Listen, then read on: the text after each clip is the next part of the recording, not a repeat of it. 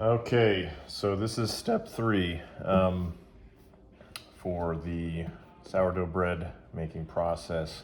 So this is the starter that we fed. It's probably been about 2 or 3 hours, I'd guess. I'm gonna open it up and then you'll be able to see what it looks like when it's ready. So if you can see that, it looks fairly bubbly. There's even visible bubbles in here. Just looks very airy, and it's risen quite a bit from its initial point. So there is a test you can do, or you can take a small tiny spoonful of the starter and then drop it in like a bowl of water, and if it floats, then it's ready. I don't typically do that. I just kind of look at it. If it's bubbly, you can see it's active, like the fermentation process is very heavy, then it's ready. So you're gonna take this, put this aside. So you're gonna take your flour and water mixture that you've put together previously, and you're gonna add 200 grams of starter to the mixture. So get that going. And I'll tar it out. Your starter, just gonna take a spoon and just spoon it in there. So, and you're gonna you're gonna get to 200 grams of starter, and then that's good. So you got, there's 150-ish.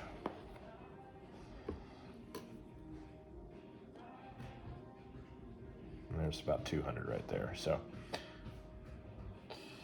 that's that. So we got 200 grams of starter. And what we're gonna do next is put some salt in there. So this is again for 2 loaves. So if it's 1 loaf, you half everything. So everything is cut in half. So starter amount is 100 grams instead of 200. And then you're gonna add salt, which would be 20 grams if you're gonna make 2 loaves of bread. If it's 1 loaf of bread, it's 10 grams. So you're gonna do 20 grams of salt.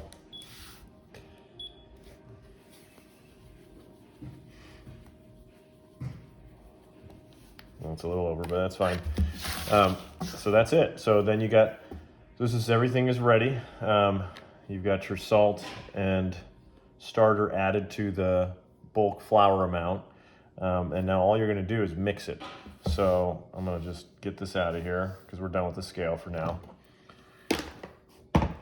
And then what you're gonna do is take it and just kind of go in like a claw and just kind of grab it and then smush it together.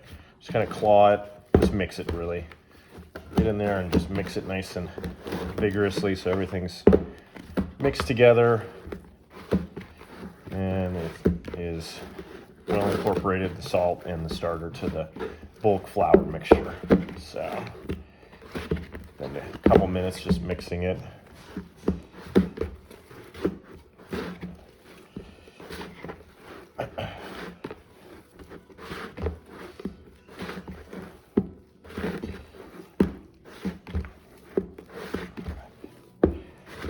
That's pretty good, I think. So it's going to mix some more when you need it. So you're just kind of mixing it a bit right now. So that's good.